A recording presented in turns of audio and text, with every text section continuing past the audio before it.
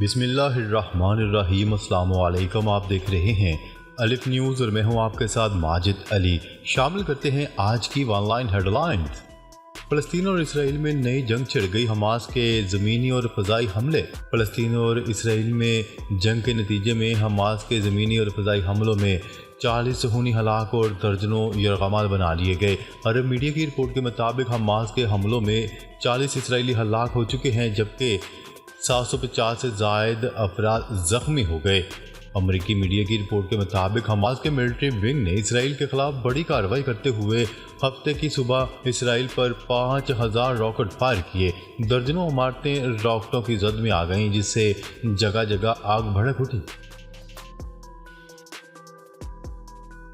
اسرائیل کی غزہ پر جوابی بمباری۔ حماس کے اسرائیل پر بڑے حملے کے بعد اسرائیل نے بھی غزہ پر چڑھائی کر دی جس کے نتیجے میں کم از کم 200 فلسطینی شہید اور 1600 سے زائد زخمی ہو گئے۔ عرب میڈیا کی رپورٹ کے مطابق حماس کے اسرائیل پر حملے کے بعد اسرائیل نے غزہ پر بمباری شروع کر دی ہے۔ بمباری کا سلسلہ وقفے سے تاحال جاری ہے۔ ہر تھوڑی دیر بعد غزہ کے کسی حصے پر اسرائیلی ہوائی جہاز میزائل حملے کر رہے ہیں اور ہر کچھ دیر بعد غزہ کے کسی حصے سے دھواں اٹھتا دکھائی دے رہا ہے۔ اسرائیلی فوج کا کہنا ہے کہ اس نے راکٹ حملوں کے جواب میں غزہ میں حماس کے اہداف پر جوابی فضائی حملے کیے۔ اسرائیلی ریاست پر دندان شکن حملہ، ایران کی حماس کو مبارکباد۔ ایران نے صہیونی ریاست اسرائیل پر دندان شکن حملے کے بعد فلسطینی مزاحمتی تنظیم حماس کو مبارکباد دے دی۔ بین الاقوامی خبرساز ادارے کی رپورٹ کے مطابق ایرانی رہبر اعلیٰ علی خامنائی کے مشیر نے فلسطینی مزاحمت کاروں کو اسرائیل پر حملہ کرنے پر مبارکباد دی۔ فلسطینیوں کو اسرائیلی دہشت گردی کے خلاف دفاع کرنے کا پورا حق حاصل ہے۔ فلسطینی صدر مقبوضہ بیت المقدس فلسطینی صدر محمود عباس کا کہنا ہے کہ فلسطینیوں کو دہشت گردی کے خلاف اپنے دفاع کا پورا حق حاصل ہے۔ اسرائیل پر حماس کے حملے کے بارے میں فلسطینی صدر محمود عباس کا رد عمل بھی سامنے آ گیا۔ محمود عباس کی زیر صدارت رحم اللہ میں فلسطینی اتھارٹی کا ہنگامی اجلاس ہوا جس میں متعدد اعلیٰ حکام نے شرکت کی۔ اس موقع پر فلسطینی صدر محمود عباس کا کہنا ہے کہ فلسطینی عوام کو مسجد اقصیٰ کے احاطے اور فلسطینی علاقوں میں یہودی آباد کاروں اور قابض فوجیوں کی دہشت گردی کے خلاف اپنے دفاع کا حق حاصل ہے۔ حماس نے اسرائیلی فوج کے میجر جنرل کو یرغمال بنا لیا، عرب میڈیا کا دعویٰ۔ فلسطینیوں کے علاقے غزہ کی مزاحمتی تنظیم حماس کے جنگجو اسرائیل پر حملوں کے دوران 50 اسرائیلی فوجی اور شہریوں کو یرغمال بنا کر ساتھ لے گئے۔ کل صبح حماس نے غزہ سے اسرائیل پر زمین، سمندر اور فضا سے حملے کیے جس کے نتیجے میں اسرائیلی فوجیوں سمیت 40 اسرائیلی ہلاک اور 700 سے زائد زخمی ہو گئے جن میں سے درجنوں کی حالت تشویشناک ہے۔ حالیہ کشیدہ صورتحال اور فلسطین کے خلاف تشدد کا ذمہ دار صرف اسرائیل ہے، قطر نے بڑا بیان جاری کر دیا۔ قطر نے اسرائیل فلسطین کشیدہ صورتحال کی مذمت کرتے ہوئے تمام تر ذمہ داری اسرائیل پر عائد کر دی۔ ایک بیان میں قطری وزارت خارجہ کا کہنا تھا کہ حالیہ کشیدہ صورتحال اور تشدد کا ذمہ دار اسرائیل ہے، حالیہ کشیدگی میں فریقین سے تحمل کا مطالبہ کرتے ہیں۔ قطری وزیر خارجہ نے مطالبہ کرتے ہوئے کہا ہے کہ عالمی برادری اسرائیل کو ان واقعات کا بہانہ بنا کر فلسطینیوں پر جنگ مسلط کرنے سے روکے۔ سعودی عرب نے دونوں فریقین سے تشدد کو فوری طور پر روکنے کا مطالبہ کر دیا۔ اسرائیل فلسطین تازہ کشیدہ صورتحال پر سعودی وزارت خارجہ کا کہنا ہے کہ دونوں فریقین سے تشدد فوری روکنے کا مطالبہ کرتے ہیں۔ سعودی وزارت خارجہ کا کہنا تھا کہ فلسطین کی غیر معمولی صورتحال کا جائزہ لے رہے ہیں۔ بیان کے مطابق فلسطین اسرائیل کشیدگی میں متعدد محاذوں پر تشدد کے واقعات ہوئے ہیں۔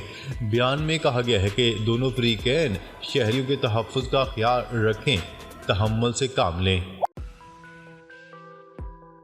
متحدہ عرب امارات کا اسرائیل اور فلسطین سے جنگ بندی کا مطالبہ۔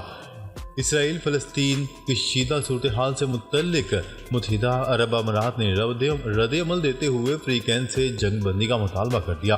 اماراتی وزارت خارجہ نے اپنے بیان میں کہا ہے کہ اسرائیل اور فلسطین مزید کشیدگی بڑھنے سے باز رہیں اور شہریوں کی حفاظت کا خیال رکھیں۔ اماراتی وزارت خارجہ نے مزید کہا ہے کہ صورتحال کے سنگین نتائج سے بچنے کے لیے فوری جنگ بندی کا مطالبہ کرتے ہیں۔ دوسری طرف مالٹا نے اقوام متحدہ سلامتی کونسل کا اجلاس بلانے کا مطالبہ کر دیا۔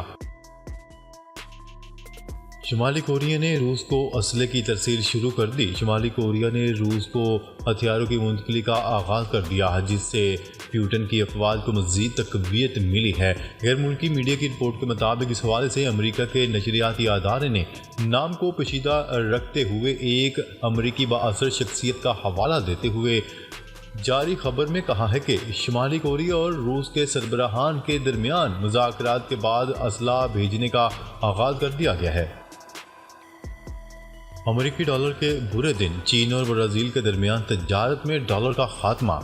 چین کے بینک کے ایک بیان میں اعلان کیا گیا ہے کہ چین اور برازیل کے درمیان قومی کرنسیوں میں تجارت کرنے کا پہلا معاملہ طے پا گیا ہے۔ چین اور برازیل دونوں برکس تنظیم کے رکن ممالک ہیں اور اس تنظیم کا ایک اہم مقصد اپنے درمیان تجارت سے ڈالر کے استعمال کا خاتمہ کرنا ہے۔ پاکستان میں غیر قانونی مقیم افغان باشندوں کے خلاف ایکشن تیز کر دیا گیا۔ وفاقی دارالحکومت اسلام آباد میں سی ڈی اے اور ضلعی انتظامیہ نے مشترکہ آپریشن کرتے ہوئے مارگلا ٹاؤن میں قائم غیر قانونی افغان بستیاں مسمار کر دیں۔ حکام کے مطابق آپریشن میں سی ڈی اے کو اسلام آباد پولیس کی معاونت بھی حاصل تھی۔ آپریشن میں ہیوی مشینری سے غیر قانونی تعمیر شدہ گھروں، دکانوں کو گرا دیا گیا۔ رواں ہفتے کے آخر میں برف باری اور بارش کی پیش گوئی۔ محکمہ موسمیات نے رواں ہفتے کے آخر میں پاکستان میں برف باری اور بارش کی پیش گوئی کر دی۔ محکمہ موسمیات کے مطابق بلائی خیبر پختونخوا، خطہ پوٹھوہار، اسلام آباد، شمال مشرقی پنجاب، کشمیر اور گلگت بلتستان میں تیز ہواؤں اور گرج چمک کے ساتھ بارش کا امکان ہے۔ پاکستانی خلاباز نمرہ سلیم خلا میں پہنچ گئیں۔ پاکستانی خلاباز نمرہ سلیم خلا میں پہنچ گئی۔ میڈیا رپورٹس کے مطابق نمرہ سلیم کے ہمراہ پرواز میں 2 نجی خلاباز بھی موجود ہیں۔ عملے کے 3 ارکان بھی مشن کا حصہ ہے۔ نمرہ نے خلا میں سفر کا ٹکٹ $2 لاکھ میں خریدا تھا۔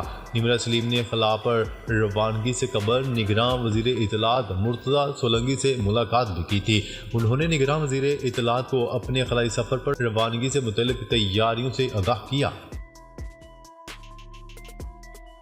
افغانستان میں زلزلے کے جھٹکے محسوس کیے گئے۔ تقریباً 1.5 گھنٹے کے دوران 2 دفعہ زلزلہ آیا۔ پاکستانی وقت کے مطابق کل 11:15 بجے 6.2 شدت کا زلزلہ ریکارڈ کیا گیا۔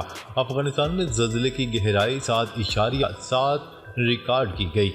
خبرساز ایجنسی کی رپورٹ کے مطابق دوبارہ زلزلے کے جھٹکے محسوس کیے گئے، جن کی شدت 5.9 ریکارڈ کی گئی۔ اب تک کسی جانی و مالی نقصان کی اطلاعات موصول نہیں ہوئی ہیں۔ ورلڈ کپ، پاکستانی شائقین کو ویزے جاری نہ کرنے پر آئی سی سی کا بیان سامنے آ گیا۔ بھارت میں شیڈیول ورلڈ کپ کے دوران پاکستانی صحافیوں اور کرکٹ فینز کو ویزے جاری نہ کرنے پر انٹرنیشنل کرکٹ کونسل کا بیان بھی سامنے آ گیا۔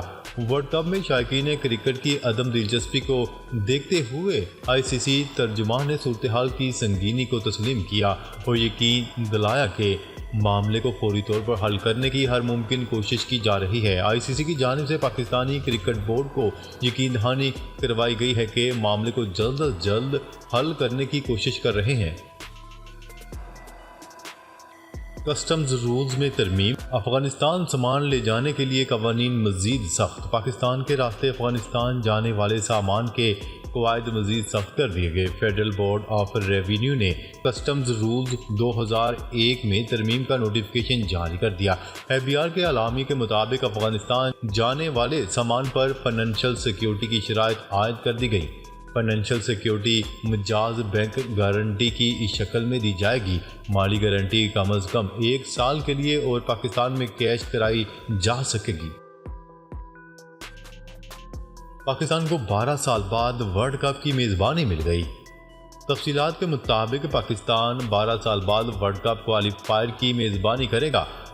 فیفا ورلڈ کپ کوالیفائر 2026 کے لیے ایشین فٹ بال فیڈریشن نے اسلام آباد میں میچ کا گرین سگنل دے دیا، جبکہ پاکستان کمبوڈیا میچ کا میزبان جناح اسٹیڈیم اسلام آباد ہوگا۔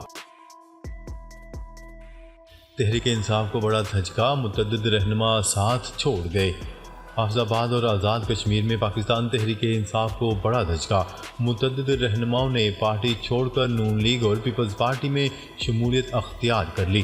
تفصیلات کے مطابق پاکستان مسلم لیگ نون میں حافظ آباد سے بڑا سیاسی دھڑا ہزاروں کارکنان کے ساتھ شامل ہو گیا۔ پی ٹی آئی کو خیر بات کہنے والے 3 سابق ایم پی ایز اور 1 سابق تحصیل ناظم نون لیگ میں شامل ہو گئے۔